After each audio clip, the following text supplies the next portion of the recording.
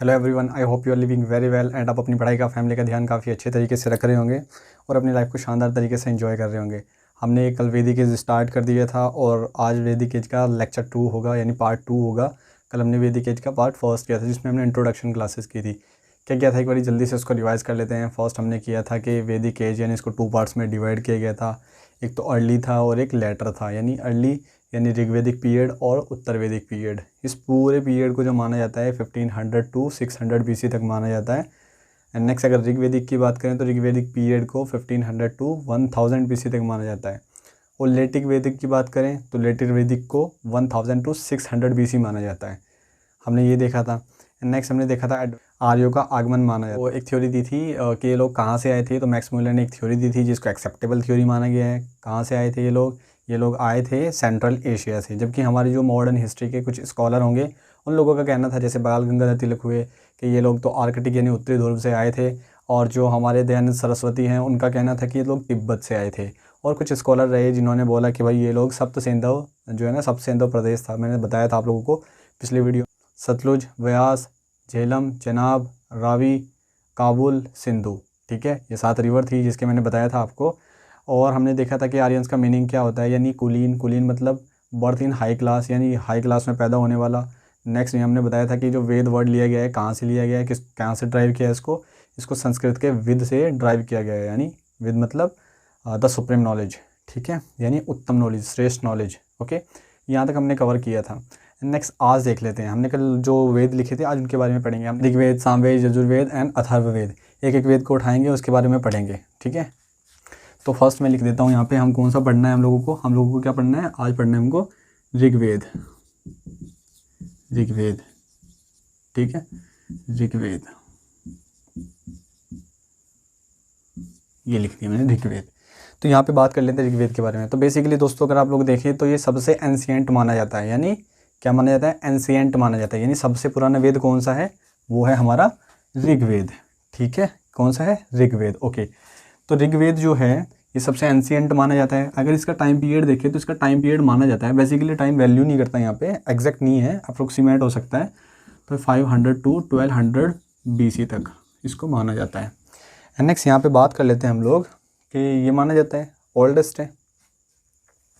ये जो है इसके अंदर इससे हमें जानने को क्या मिलता है, यानी अगर हम इसको पढ़ रहे हैं तो इससे हमें क्या मिलता है। तो देखो इसके अंदर से बेसिकली ये तो पता चलता है कि आर्यंस यहाँ पर आ गए थे, बट हमें इसके साथ साथ और भी नॉलेज मिलती है, यानी जो इनके गॉड थे, भगवान थे, हाँ, जो आज हिंदू रिलीजियस में भी इनको मानते हैं, वर्शिप करते हैं उनकी, यानी उनकी प्रशंसा में, उनकी प्राइज़ के लिए, यानी प्राइज ऑफ गॉड्स, यानी भगवान की प्रशंसा के लिए यहाँ पर यानी ऋग्वेद में कुछ मंत्र, सूक्त मंत्र या फिर सूक्त, त्रिचाएँ या फिर इनको कहते हैं हाइमन्स, यानी this is the collection of हाइमन्स, यानी क्या है, ये मंत्रों का कलेक्शन है, क्या, ऋग्वेद, ठीक है। ये चीज़ क्लियर कर लेना, मंत्र, सूक्त या फिर त्रिचाएँ कहते हैं इसको। अब बात करते हैं कि इसके अंदर हाइमन कितने हैं, इसके अंदर हाइमन्स हैं वो कितने हैं, यानी त्रिचाएँ वगैरह कितनी है इसकी, तो इसके अंदर है 1028। पूछा वो क्वेश्चन है ये, ठीक है, यानी इसके अंदर 1028 क्या है, त्रिचाएँ हैं या फिर हाइमन्स कह सकते हैं। ओके, नेक्स्ट यहाँ पे बात कर लेते हैं इसके अंदर। जैसे हम बुक पढ़ते हैं तो बुक के फर्स्ट पेज पे कंटेंट लिखे होते हैं, यानी इसके अंदर ये चैप्टर हैं, तो टोटल जैसे चैप्टर लिखे होते हैं ना, तो यानी इसके अंदर कितने चैप्टर हैं, इसके अंदर हैं 10 चैप्टर, जिसको मंडल भी कहते हैं। क्या कहते हैं, मंडल। ओके, ये चीज़ याद रखिएगा, चैप्टर या मंडल, ये पार्ट कह सकते हैं, ठीक है, ये चीज़ याद रखिएगा। एंड नेक्स्ट यहाँ पे देख लेते हैं इसके अंदर जो मंडल्स हैं वो कौन कौन से इंपॉर्टेंट हैं। वो फर्स्ट तो मैं बता देता हूँ, ये जो 10 मंडल हैं इसको 2 पार्ट में डिवाइड किया गया है, एक ओल्ड में और एक न्यू में। यानी जो इसके कुछ मंडल हैं वो ओल्ड हैं, कुछ हैं जो न्यू हैं, यानी कुछ तो पहले लिखे गए थे, कुछ को बाद में लिखा गया। तो जो पहले लिखे गए थे उनको क्या, जो पहले लिखे हुए हैं पुराने हैं, यानी वो कौन से हैं, यानी 2 से 7 तक की बात करूँ तो वो क्या होंगे, ओल्ड। अगर न्यू की बात करूँ तो 1 2 तो ये हो ही गया, अब 7 के बाद 8 आएगा, 8 9 10। ओके, इस तरीके से हम लोग इनको देखेंगे। इवन यहाँ भी अगर बात करूँ ये तो बिल्कुल ही लेटेस्ट हैं, ठीक है। ये तो ये पहले लिखे गए थे, ये बाद में लिखे गए हैं। ओके, ये तो दोनों ही लेटेस्ट हैं। तो यहाँ पे आई होप ये चीज़ें आपको क्लियर हो जाएगी। यानी अगर आपसे पूछे ओल्ड को और लेटेस्ट को या फिर न्यू को, तो आप लोग बता सकते हैं कि ये इस तरीके से है। ठीक है, इसको नोट कर लीजिएगा। एंड दूसरी बात, इसके पढ़ने वाले को क्या कहते हैं, यानी पुरोहित या प्रीस्ट को क्या कहते हैं, यानी इसके पढ़ने वाले को, ऋग्वेद के पढ़ने वाले को क्या कहते हैं, होत्र या फिर होत्री। ठीक है, दोनों में से कोई एक भी मिल सकता है। अलग अलग बुक में दोनों नाम दिए गए हैं, जैसे होत्र हो गया या फिर होत्री हो गया, यानी एनसीईआरटी में ये दिया गया है। बाकी एक दो जगह बुक में ये भी देखने को मिलता है। तो अगर ऑप्शन में कोई भी आता है तो आप लोग लिख सकते हो। ठीक है, इस तरीके से आपको डिफाइन करना है। एंड नेक्स्ट यहाँ से बात कर लेते हैं हम लोग, इसके मंडल कौन कौन से इंपॉर्टेंट हैं। इसके जो मंडल लिखे हैं बेसिकली 10 मंडल हैं। तो 10 मंडल में कौन कौन से मंडल हैं जो इंपॉर्टेंट होंगे, तो हम देख लेते हैं। एक मंडल होगा 3, एक होगा 7, देन 9 एंड देन 10। ये मंडल के बारे में हमें थोड़ा जानना है, पढ़ना है इनके बारे में। ठीक है, तो सबसे पहले हम 3 वाला मंडल उठा लेते हैं। यहाँ से यहाँ लिखते हैं 3 पहले मंडल में देखेंगे हम लोग क्या 3 जो मंडल है, 3 मंडल में लिखा हुआ है गायत्री मंत्र। कौन सा मंत्र, गायत्री मंत्र। किसने लिखा है, गायत्री मंत्र किसके द्वारा लिखा गया है, विश्वामित्रा। किसके द्वारा, विश्वामित्रा एक सेज हैं, यानी एक ऋषि हैं जिन्होंने इसका कंपोज किया है। ठीक है, यानी गायत्री मंत्र वही ओम भूर्भुवः स्वः तत्सवितुर्वरेण्यं भर्गो देवस्य धीमहि धियो यो न प्रचोदयात्। ठीक है, कहाँ से फॉर्मेशन हुआ था उसका, 3rd मंडल में। ठीक है, और किसके द्वारा हुआ था, कंपोज बाय किसके, विश्वामित्रा।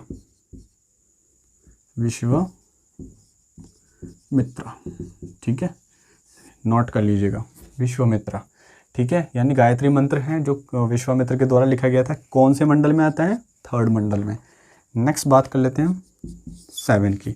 7 मंडल में क्या है भाई, देखो 7 मंडल की अगर मैं बात करूं तो 7 मंडल में एक बैटल का जिक्र किया गया है। Battle of 10 Kings. हिंदी में बात करूं तो दाश राज युद्ध। बेसिकली ये जो वॉर हुई थी, यानी ये जो बैटल हुआ था, ये 2 पार्टी के बीच हुआ था। यानी पार्टी डिवाइड ऐसे देख लेते हैं तो 2 पार्ट कौन सी थी, यानी एक साइड तो थे 10 किंग, ठीक, और एक साइड था ओनली 1 ट्राइब। यानी इधर तो क्या थे, 10 ट्राइब्स थी और उनके किंग थे। यहाँ पे क्या था, 1 ट्राइब का किंग था अकेला, जिसका नाम था भरत। यानी कौन से ट्राइब से बिलोंग करता था, भरत। इसी के नाम पर ही, इसी ट्राइब के नाम पर ही इंडिया को भारत बोला गया है। ठीक है, तो आप लोगों को पता होना चाहिए कि इसी ट्राइब के नाम पर इंडिया को भारत बोला गया है। इसके अंदर कुछ जो आर्यंस थे वो तो थे ही, कुछ इसके अंदर नॉन आर्यंस भी थे। ठीक है, नॉन आर्यंस भी इसके अंदर थे, नहीं आर्यंस के साथ नॉन आर्यंस कौन, जब आर्यंस यहाँ पर आए तो कुछ लोग यहाँ पर भी थे, तो वो लोग भी इनके साथ मिल गए। ठीक है, तो कुछ आर्यंस थे, कुछ नॉन आर्यंस थे। तो इन दोनों के बीच में जब होती है वॉर, तो क्या होता है, इसको लीड कर रहा होता है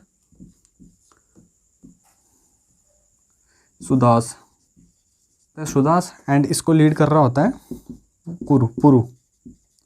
इसको कौन लीड कर रहा है, पुरु। ठीक है, इसको सुदास लीड कर रहा है भाई, इसको पुरु लीड कर रहा है। ठीक है, 10 किंग।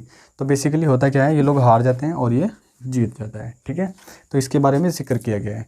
एंड नेक्स्ट यहाँ पर देख लेते हैं, 3 हो गया, 7 हो गया, 9 देख लेते हैं। 9 में क्या लिखा गया है,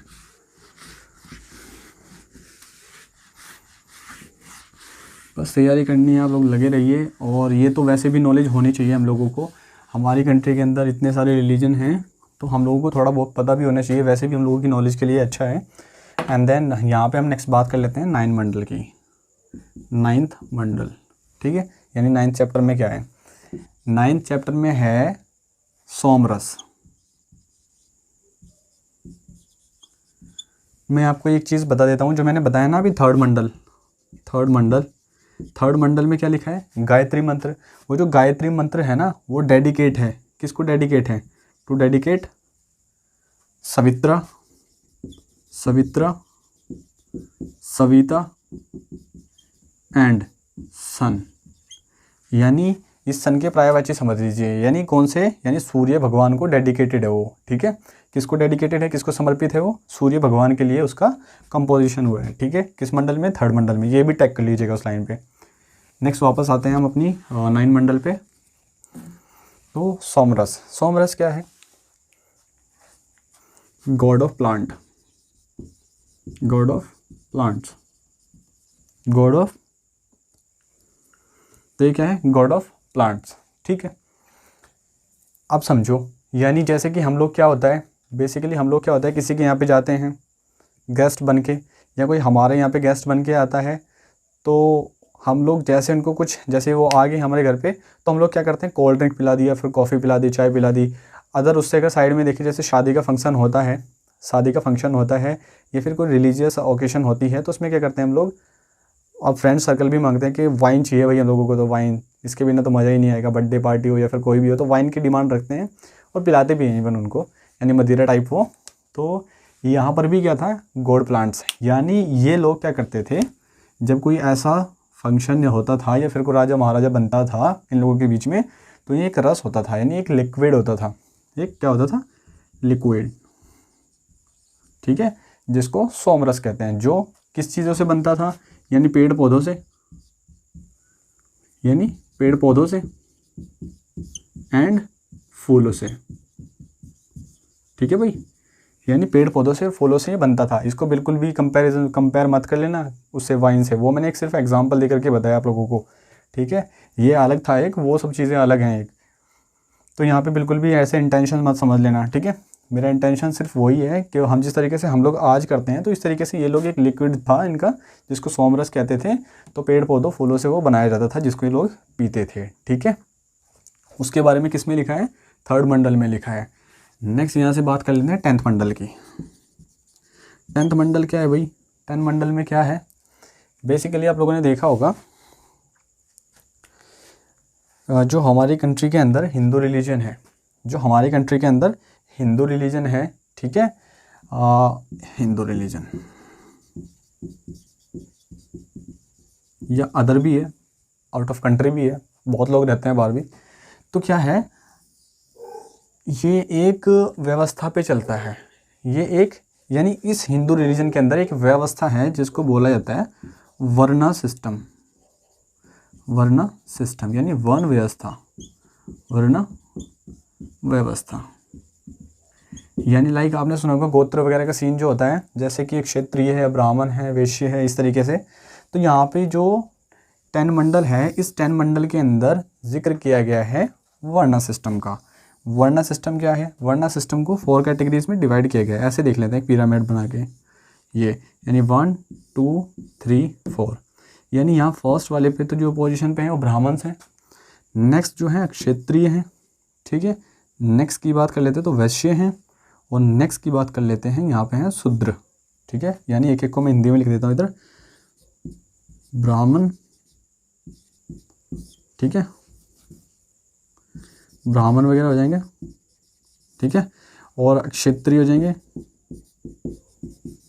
ठीक, और वैश्य हो जाएंगे, और शूद्र, ठीक है।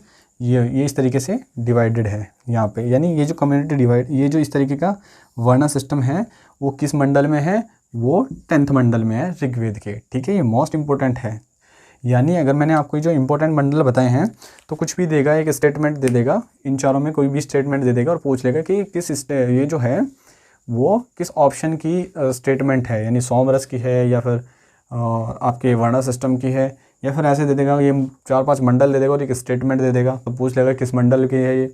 तो इस तरीके से यानी आप लोगों को ध्यान रखना है, आपका क्वेश्चन जैसे भी बनता है आप लोग उस तरीके से उसको डील कर लीजिएगा।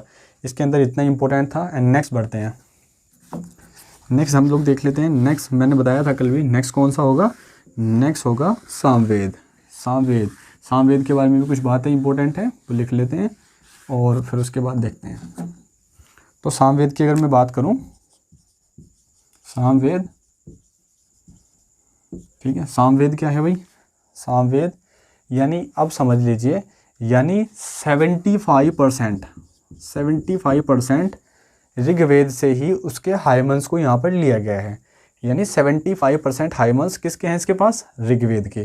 क्यों हैं, देखो मैंने बताया था गॉड को डेडिकेट है ऋग्वेद के अंदर जो मंत्र वगैरह लिखे हुए हैं, यानी भगवान की प्रशंसा के लिए, पूजा पाठ के लिए, हाँ, प्रार्थना के लिए, वो सब चीज़ों के लिए बना है वो। तो यहाँ पे क्या था, यहाँ पर इस्टेब्लिशमेंट होता है क्लासिकल म्यूज़िक ऑफ इंडिया, ठीक है। यानी ये क्या है, ये एक म्यूज़िकल बुक है ये, ठीक है, क्लासिकल म्यूज़िक बुक, ठीक है।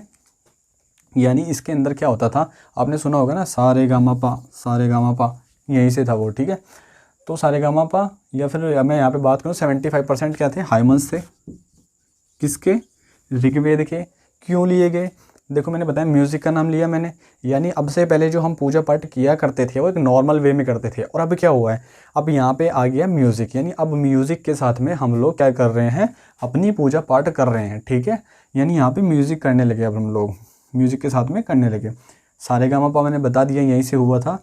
और मैं बता देता हूँ आपको दो चीज़ें, एक होता है पद और एक होता है गद्य। बेसिकली आपने हिंदी में पढ़ा होगा पद और गद्य, यानी वर्स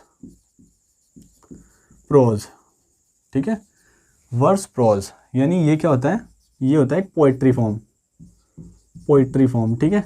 और ये क्या होता है, ये होता है एक स्टोरी फॉर्म। यानी पद्य जो है, यानी कोई कविता दे देगा, उसमें आप लोगों को सोचना पड़ेगा कि इसका जो कंक्लूजन है वो क्या है, या इसके बारे में एग्जैक्टली कहना क्या चाहता है। और नेक्स्ट स्टोरी का तो आपको पता ही है, कहानी लिख देते हैं, उसको हम पढ़ लेते हैं।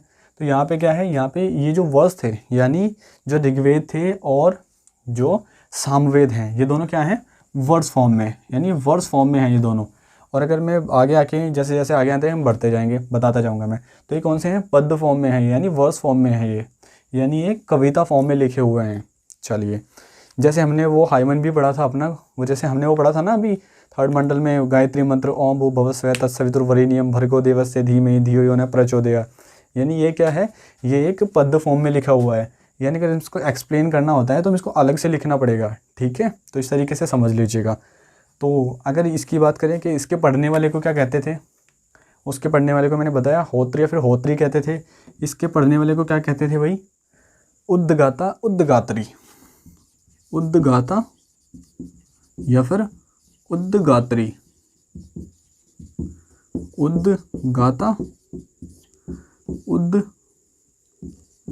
उद्गात्री, ठीक है। ये चीज़ आप याद रखेंगे, कभी भी पूछ सकता है, ये दे देगा या वो दे देगा, पूछ लेगा ये किसको बोला जाता है, वो किसको बोला जाता है।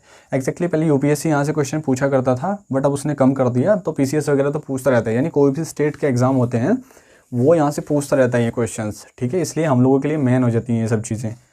और बात कर लेते हैं नेक्स्ट, हमारा कौन सा होगा, सेकंड नंबर का था ये, थर्ड नंबर पे हम बात करेंगे यजुर्वेद की। यजुर्वेद क्या है भाई, यजुर्वेद के अंदर जो है ना रिचुअलिस्टिक है, यानी सेक्रीफाई कैसे करना है, पूजा पाठ कैसे करनी है, वो सारे कर्मकांड जो हम लोगों को करने हैं वो किस तरीके से करने हैं, जैसे एक लॉ ऑफ बुक, हाँ, यानी एक लॉ बुक है, यानी सारी चीज़ों के बारे में बताया गया है उसके अंदर, ठीक है। तो यानी यजुर्वेद के बारे में आप लोगों को पता पड़ गया। अब यजुर्वेद को पढ़ने वाले को क्या कहते हैं, यजुर्वेद के पढ़ने वाले को कहते हैं अथर्वयो, ठीक है। यजुर्वेद के पढ़ने वाले को अथर्वयो। कौन सी बुक है, रिचुअलिस्टिक, यानी कर्मकांड की, रिचुअलिस्टिक, यानी सेक्रीफाई वगैरह बताया गया है इसके अंदर, सेक्रीफाई वगैरह कैसे कहते हैं, बलि वगैरह कैसे करनी है, पूजा पाठ कैसे करनी है, यज्ञ हवन कैसे करनी है। वो तो देख लो, यज्ञ मतलब यजुर्वेद यानी यज्ञवेद, यज्ञ से ही पता चल रहा है, यानी यज्ञ कैसे करना है, हवन कैसे करना है, यानी सेक्रीफाई वगैरह कैसे करनी है, कर्मकांड जितने भी हैं वो सब किस तरीके से करने हैं। कर्मकांड कुछ और नहीं, मतलब मैं यहाँ बात कर रहा हूँ, ठीक है। तो उन सब चीज़ों को देख करके चलना है। और नेक्स्ट बात कर लेते हैं हम यहाँ पे 4 नंबर हमारा जो होगा, 4 नंबर क्या होगा हमारा, अथर्ववेद। अथर्ववेद क्या है भाई, अथर्ववेद के अंदर कंपोजिशन किया गया है, जैसे कि तंत्र मंत्र हो गए, तंत्र मंत्र हुए, जादू टोना, वसीकरण, वो जो बाबा जी का मिलता है ना पर्चा लिखा हुआ गाड़ियों में, वसीकरण। एंड नेक्स्ट बीमारियों का इलाज। और नेक्स्ट पता चलता है इससे नेक्स्ट इससे किसके बारे में पता चलता है, नॉन आर्यंस के, अनआर्यन, अनआर्यंस के बारे में किससे पता चलता है, इनसे पता चलता है। ठीक है, ये सब चीज़ें आप नोट कर लेंगे, बस इसके बारे में इतना ही है और ज़्यादा कुछ खास है नहीं। आई थिंक चीज़ें आपको समझ में आ रही होंगी और मैं आपसे फिर कह देता हूँ, अगर चीज़ें आपको समझ में नहीं आती हैं तो बेझिझक आप मुझे कमेंट करके आप मुझसे पूछ सकते हो। मैं आप सब लोगों की कमेंट को पढ़ता हूँ और ऐसे ही मेरे साथ दीजिए, मैं आप लोगों के वास्ते ऐसे ही मेरे साथ बने रहिएगा। मैं नेक्स्ट फ्यूचर में भी आप लोगों के सामने ऐसे ही स्ट्रगल करके आप लोगों के सामने अच्छे से डिटेल में हर एक चीज़ को एक्सप्लेन कर पाऊँगा। आई थिंक मुझे लगता है कि मैं आप लोगों का कोई भी क्वेश्चन नहीं छूटने दूँ, तो मैं उसी के ऊपर काम कर रहा हूँ कि मैं आपका कोई भी क्वेश्चन ना छूटने दूँ। यानी ये सिलेबस करने के बाद फिर हम लोग क्या करेंगे, पूरा एक वीडियो में अच्छे तरीके से पेपर को एनालिसिस करेंगे, यानी प्रीवियस पेपर उठाएंगे और कुछ जो क्वेश्चंस बन सकते हैं उनको बनाएंगे और वहाँ से अच्छे तरीके से इन कुछ चीज़ों को हम करेंगे। नेक्स्ट हम इसका नेक्स्ट पार्ट करेंगे, नेक्स्ट देखेंगे। 2 हो गए इसके, और ज़्यादा बड़ा मैं इसलिए नहीं कर रहा हूँ बिकॉज टाइम थोड़ा कम हो जाता, टाइम थोड़ा ज़्यादा लग जाता है। और इस तरीके से आप लोग ये भी कर सकते हैं। और रिवाइज़ डेली करते जाइएगा, रिवाइज़ डेली करना है और अच्छे तरीके से पढ़ना है। कुछ समझ में ना आए तो आप कमेंट कर सकते हो। और अगर आप इस चैनल पर नए हैं तो प्लीज़ इसको सब्सक्राइब कीजिएगा और ऐसे ही इस चैनल को फॉलो कीजिएगा ताकि आप लोगों को मैं और एजुकेशनल वीडियो दे सकूँ। ठीक है, एंड अभी चलते हैं लास्ट। अगर आप इस चैनल पर नए हैं तो प्लीज़ इसको सब्सक्राइब कीजिएगा, अपने फ्रेंड्स के साथ में शेयर कीजिएगा, लाइक कीजिएगा एंड बाय बाय।